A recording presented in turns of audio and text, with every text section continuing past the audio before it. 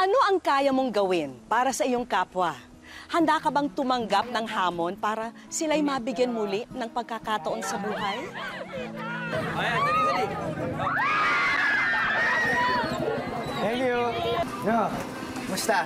Uy! Ano? Ano, sobre. Ano, ha?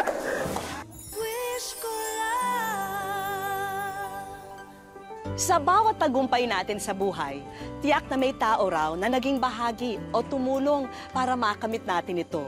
Gaya ng kapuso teen prince na si Miguel Tan Felix. Malaki raw ang utang na loob niya sa isang kaibigan. At wish niya sana, masuklian ang taong ito sa lahat ng naitulong sa kanya. Maagang nagsimula ang araw ngayon ng artistang si Miguel Tan Felix. Todo paghahanda ang binata para sa kanyang photoshoot kasama ang kanyang ka-love team na si Bianca Umali.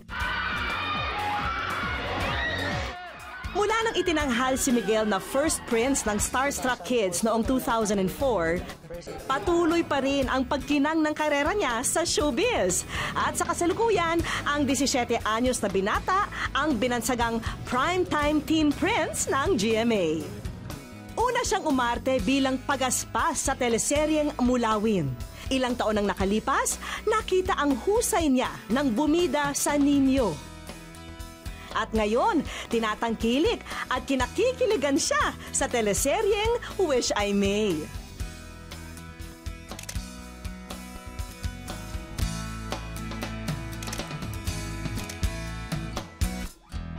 Hi, Miguel! Hello! Hello po, Miss Vicky. Hello po. Hello, good afternoon. At, syempre, welcome sa Wish Ko Lang. Hindi, ganito yon kasi gusto kitang i-appoint na fairy godfather. Diba, bata mo pa maging fairy godfather. pero alam ko kasi na meron kang gustong-gustong i-wish na tao. Kaya Yes. nakarating sa amin yung balita kasi sabi namin, siguro ikaw yung dapat piliin namin para maging susunod na fairy godfather. Kaya, Maraming salamat po. magaling ka na dati pa lang nung nagmumulawin ka o talagang may nagturo ba sa'yo? Hilig ko po talagang sumayaw before pa po nung bata po ako. And yes po, may tuturo po sa akin dati. Simula nung bata pa po hanggang ngayon, pag kailangan ko po ng choreographer, meron po nagturo sa akin. Ang pangalan niya po ay si Kuya Fritz. Kuya Fritz. Yes po, Kuya Fritz. Nakikita mo pa ba si Kuya Fritz?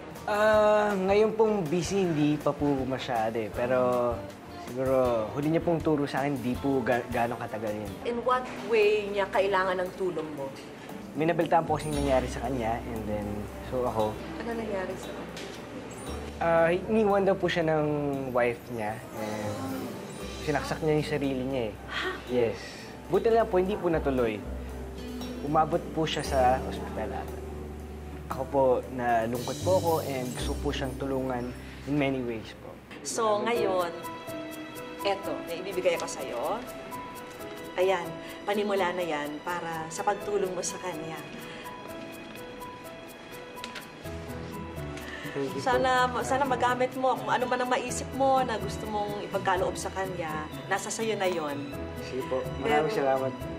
Ang hamon natin kay Miguel ay gamitin ang halagang 50,000 pesos para gumawa ng paraan at planuhin ang isang espesyal na sorpresa para sa kanyang Kuya Fritz.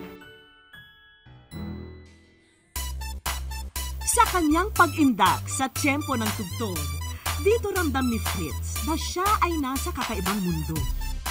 Lugar kung saan siya masaya at malaya. Masasabing sa pagsasayaw na rin kasi umiikot ang kanyang buhay. Sa paghinto ng musika, balik na sa totoong buhay kung saan may pagsubok at problema. At para kay Fritz, ang pinakamatinding hamon na pinagdaanan niya ay nung nabigo ang pangarap niyang masayang pamilya.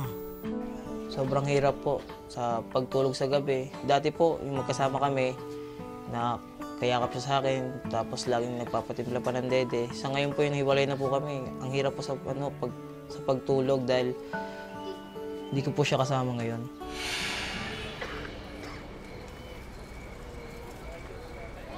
Madalas ang mga naging pagtatalo ni na Fritz at ng dati niyang kinakasama.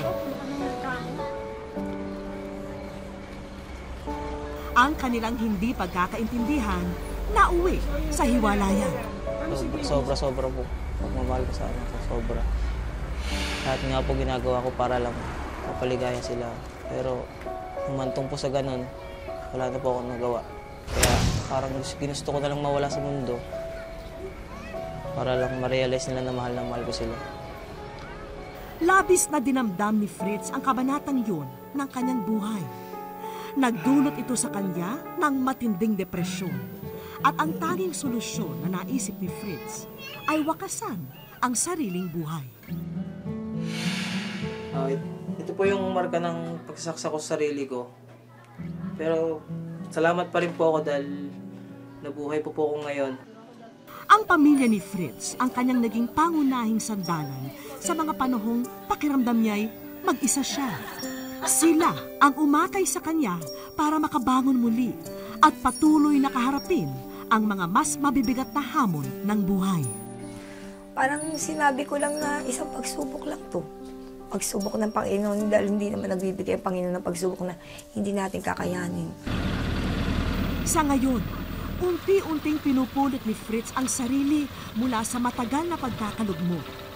Tuwing umaga, pamamasada ng tricycle ang pinagkakaabalahan ni Fritz.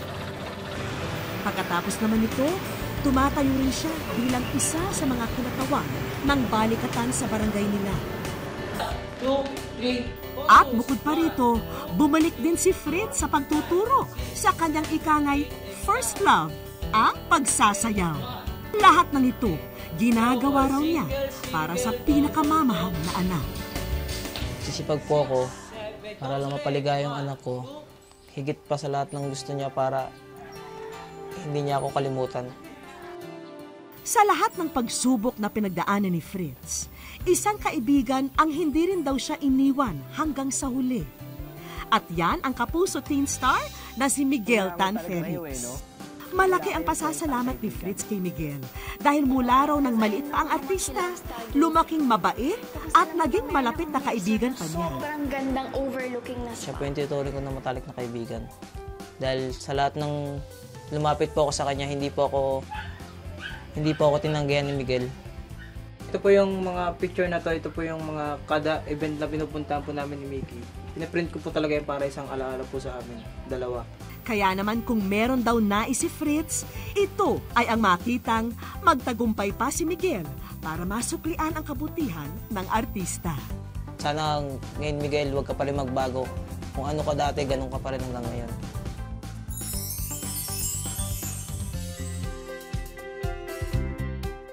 Huling nakita si Aling Jesusa sa Laon-Laan sa Quezon City. Kwento ng anak niya, hindi raw napansin na siya'y nakalabas ng bahay. Siya po'y may Alzheimer's disease at kung sakaling makita siya, maaari pong makipag-ugnayan kay Delia Zambrano o kay Rose Zambrano. Wish ko lang. Agad na nag-umpisa na si Miguel na ilatag ang sorpresa para kay Fritz. Pero sa tansya niya, parang bitin ata at kakapusin siya sa dami ng magagastos niya. Pinaghandaan na ni Miguel ang araw na ito. Sasapa kasi siya sa iba't ibang racket para raw makaipon at madagdagan ang budget niya na pang-sorpresa sa kanyang kaibigan. Hindi ko alam kung nasang lugar tayo ngayon. Hindi ko masyadong kabisado to. Hindi ko alam kung ang sabi kasi sa akin, unahin daw natin yung pedicab. Hindi ko alam kung nasan yung pila ng pedicab. So, siguro magtanong-tanong tayo tapos doon tayo humanap ng pedicab na pwede nating hiramin. Para pangtulong sa'yo, Kuya Fritz. Kuya, pila ba ito ng pedicab? Saan po? Yung doon sa pinakuhanan, yun naman ang green na ano. Okay po. Sige po. Thank you po. Tara, dun tayo. Sana mag-tip sila ng malaki. Para, syempre, makuha natin yung kota natin na 10,000. Kuya, ikaw ba may-ari ng pedicab na to? Tatanungin kita, willing ka bang tumulong? Hindi pa ako sigurado. Hindi ka sigurado? Teka. Okay lang, mamahinga ka na dito. Tapos, paano ba? Hati tayo sa makikitain ko? Tingnan mo kuya. Huwag na lang? Sigurado ka? Okay, sige. Thank you, kuya. Salamat. Naku! Ayan ni kuya. Nako, Ayaw na tumulong. unang hamon pa lang ito Miguel ha, pero parang inaalat ka na. Palupot yan. Ha? Sige, 300. Okay, sige. Okay na sana eh, pero Ay, hindi. Ha? Ano? biglang kumabig si Manong. Ano? Hindi kasi sa akin to. Nakikilabas na ako. Kala ko ako mukhang maliw. Yung iba naman ang sinasabi, walang tiwala eh. Walang tiwala sa akin na hindi, baka daw hindi ko ibabalik. Ang daw ko siguraduhan na ibabalik ko yung pedicab nila. So, kailangan mo talagang i-convince sila lahat. Pero papanindigan ng ating teen heartthrob ang never surrender na motto. Malapit sa akin. Simula Dahil alam ni Miguel na may mapapapayag siya dahil para naman sa magandang hangarin ang pakiusap niya. Matanong ko lang, sir, bakit saan niyo po ba pala gagamitin? Bakit kailangan yung... Eto, kasi ito, may tinutulungan akong tao. Sige, sir, dahil tutulong ka, Oo, bayad kailangan. na ako, sir. Kasi walang ano dyan eh. Hindi ako na lang. So parang ganito lang yan eh. Give and take yan eh. Kasi tutulong ako, tutulungan mo rin ako. Tutulungan din kita. Ayun, sir. Di ba? Deal. Deal ah. Magkano yung pinag-usapan natin? 300? Okay, sige. 300. Buti na lang si Kuya na pinagtanungan natin yung naarkila natin ng pedicab. Is pumayag siya. So natuwa naman po ako doon na na-convince ko siya and gusto niya rin tumulong kasi. Kaya okay po kay Kuya. Natuwa po kay Kuya. Chillax ka lang dito, ako na bahala sa'yo. O ayan Miguel, game na sa pasada.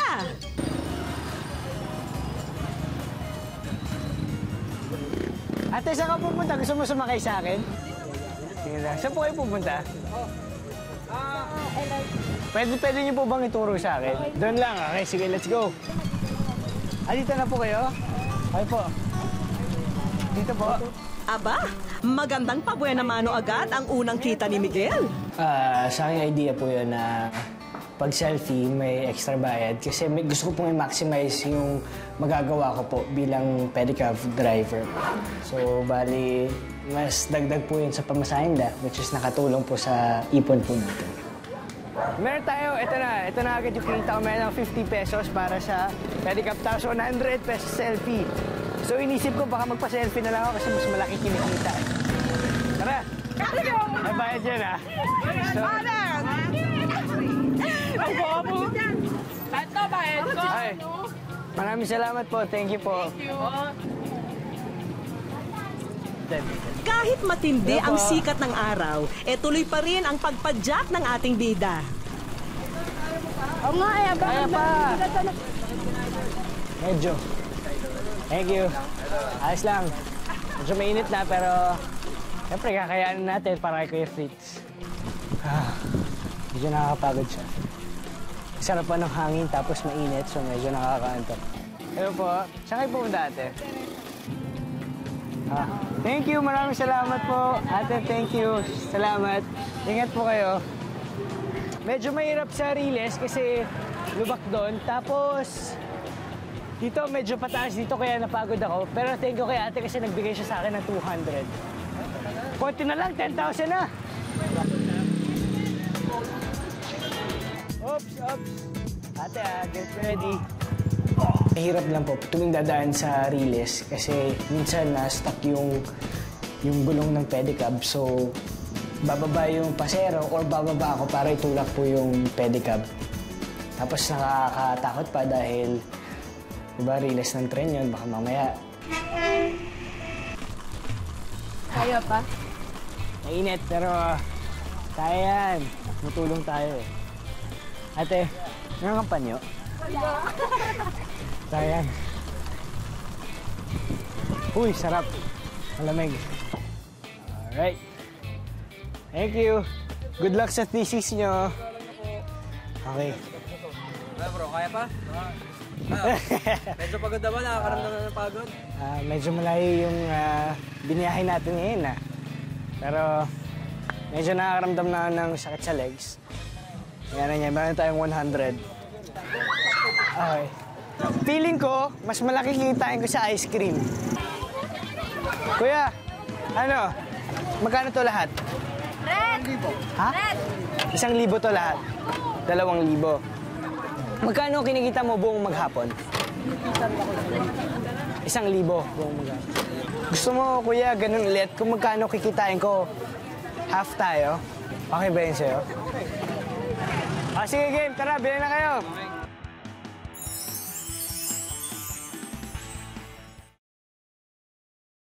Wish ko lang. Suyurin natin yung mga streets doon para mas marami tayong makitang tao. Lahat to? Ilan ba to? Anong flavor ng ice cream gusto mo? Halos matunaw sa kilig ang mga bumibili kay Miguel.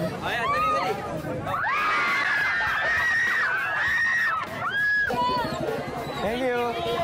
Thank you. Thank you. Yun. Medyo mabigat. Tapos, yung kamay ko, medyo papaltos na. Sumasakit na po talaga yung legs, yung arms, yung palad. Pero dapat kasi hindi mo iniisip yun dahil alam mo kung ginagawa mo to para tulungan yung isang tao po. Matapos ang ilang oras na paglalako, nakaramdam na rin ng pagod si Miguel. Kaya, pwede mo muna pahinga dito. Saglit lang. Ngalay-ngalay na ba? Saglit lang.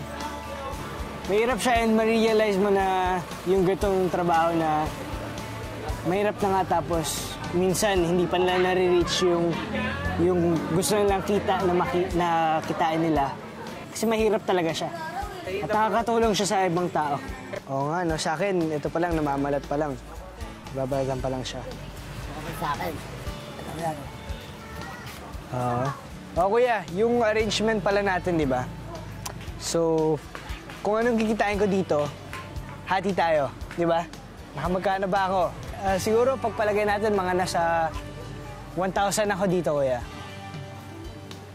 Matapos ang buong araw ni Miguel sa kalye, kakaibang racket naman ang naisipan niya. Sa bawat perang hinuhulog ng mga taong dumaraan, katumbas nito ang mga pasikat na moves ni Miguel. Inisip ko, teka, parang nawiweirdohan ako sa gagawin ko ngayon. Paano kaya to mapupull off? Paano kaya to gagawin? Ano kaya mga steps ang gagawin ko? What if walang pumunta? What if magsawa sila sa mga moves ko? Yun po yung mga naglalaro sa utak ko na medyo kinakabahan po ako and medyo exciting din dahil first time ko pong gagawin yung mime. So, parang experiment din po to. Nung una, parang nahihiya pang lumapit ang mga tao. May patterning steps dito sa mime. So, parang on the spot ka mag-isip ng steps mo eh. And then, iniisip ko dapat hindi pa ulit-ulit kasi sobrang daming nanonood. Maya, naghulog sila ng barya, ginawa ko yung step na yun, maya, nakita na naman yung step na yun. So, dapat may abangan pa sila lalo sa akin. So, para mas hulog lang po sila ng hulog ng pera. Pero nung tanggalin na ni Miguel ang maskara, syempre, hindi mawawala ang bonus na selfie kasama ang ating bida. It's for a good cause. Nasa wish ko lang tayo. Ba't ko ba ito ginagawa? Dahil gusto kong tumulong para sa kaibigan ko. Lahat ng makukuha kong pera dito, lahat ng makokollect kong pera, gagawin ko siyang donation para sa friend ko na nangangailangan. Sa bawat galaw ni Miguel, unti-unting napupuno ang kahon ng pera. May 20, 50, 100, at maging 500, ha? At may naki-showdown pa. Hello, so ito yung nakollect natin. Feeling ko, medyo marami-rami nga ito. Bilangin natin mamaya doon. Ayon kay Miguel, lahat ng ginawa niya ay baliwala. Dahil walang katumbas na halaga ang makatulong sa isang kaibigan na nangangailangan.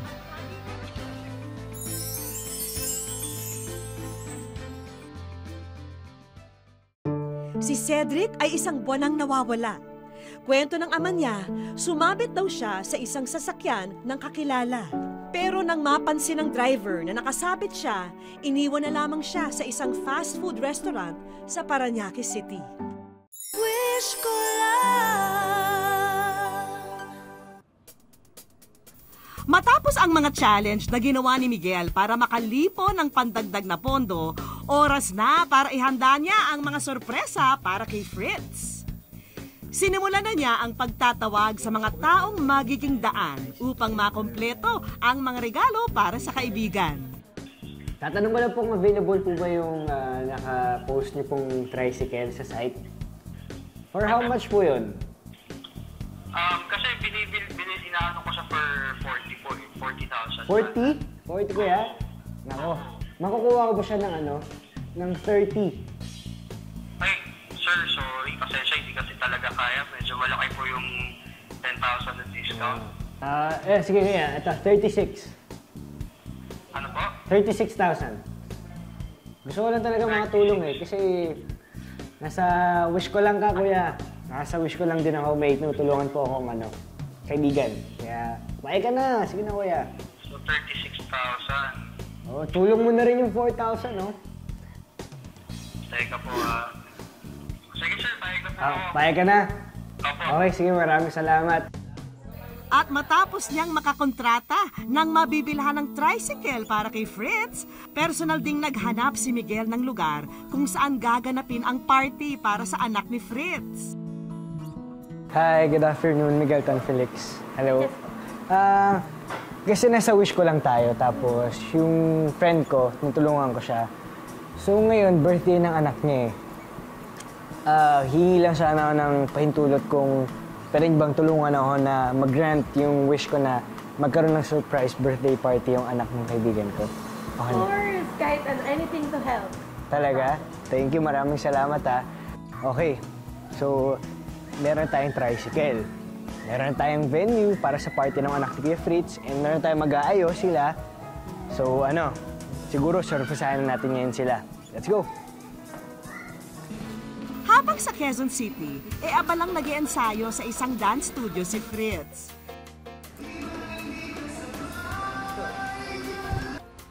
Pero magtataka siya dahil parang kakaibang choreography ang nagaganap. Yun pala, isang kaibigan ang naroon para sa isang sorpresa. No, musta? Uy! Ano, ha? Ano? Iyak. Abot langit ang galak na naramdaman ni Fritz sa muling pagtatagpo nila ni Miguel. Iyak. Sakto na, pre. Yeah.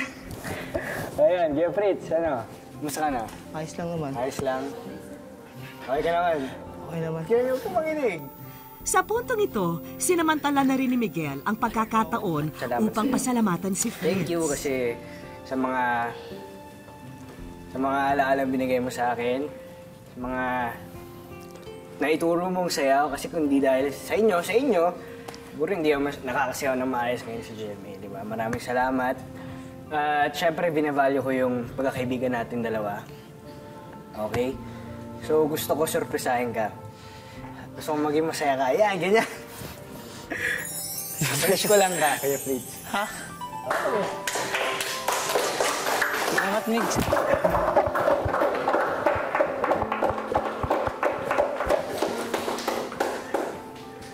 Parang ganun lang, tapos hindi ko alam na darating siya dito. Tapos ganito pala yung mangyari. Salamat, Migs. Salamat, hindi ka nakalimot.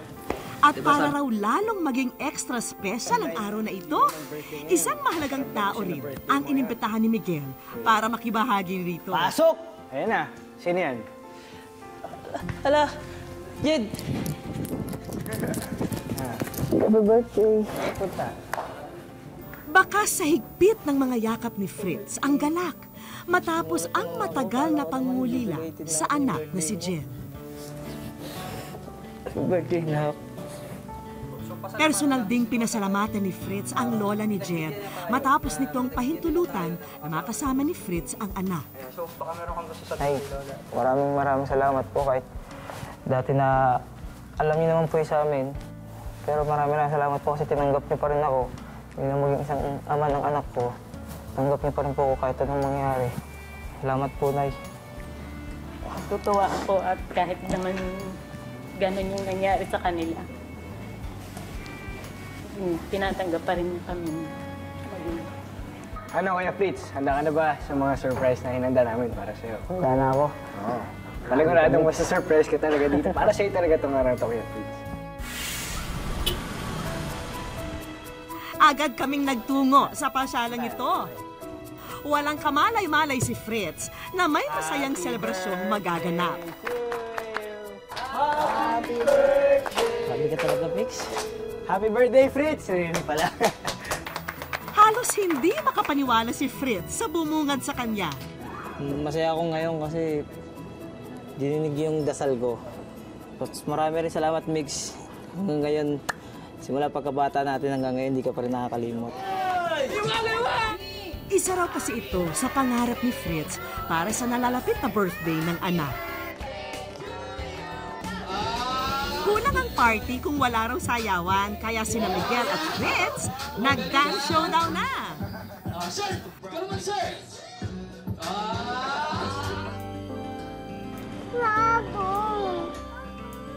Yeah, Fritz. Pagkatapos ng party, hindi alam ni Fritz na may nakaabang pang regalo para sa kanya. Kasi diba, sabi mo sa akin kanina, tuwing Sabado ka nagtatrabaho, nagtuturo ka ng sayo, diba? So, naisip ko, personal wish ko para sa'yo na para meron ka rin pinagkakitaan. Malaking tulong ito, pantustos sa pang-araw-araw ni Fritz. Maraming salamat talaga. Isang malaking tulong sa akin to. Kasi hindi ko naman kayang bigyan sa anak ko na ganyang handa eh. Yung may clown. Yung last year nga, talagang walang-wala ako. Nangutang na lang ako para panghanda niya. Pero ito, isang malaking pasasalamat ko sa'yo kasi Migs, hindi ko kayang gawin yung ganyang handaan. Pero dahil sa'yo natupad. Kung inaakala mong tapos na ang handog namin para sa'yo, abay nagsisimula pa lang tayo. Okay, Kuya Fritz. Jed, nandito tayo sa super laking toy store. And meron akong box dito. Ano ba to? Ito yung kinita ko sa pinaghirapan ko. So kahit anong gusto nyo, kunin natin. Nag-umpisa nang mag-ikot sina Fritz. Mistulang nalulula si Jed sa dami ng mga laruang nasa harapan niya. Sobrang nabago, hindi ko talaga siya expecting na mangyayaring gantong araw na to. Sa araw pa mismo talaga ng birthday ng anak ko. Sobrang nabago po. Sobrang saya-saya ko po ngayon. Marami po tayong makikilalang tao sa ating buhay. Pero iilan lang ang nananatili sa iyong tabi sa oras ng kagipitan. At ang mga taong ito nararapat bigyan ng halaga sa ating mga puso. Salamat po sa inyong pagsubaybay. Ako po si Vicky Morales at ito po ang Wish Ko Lang.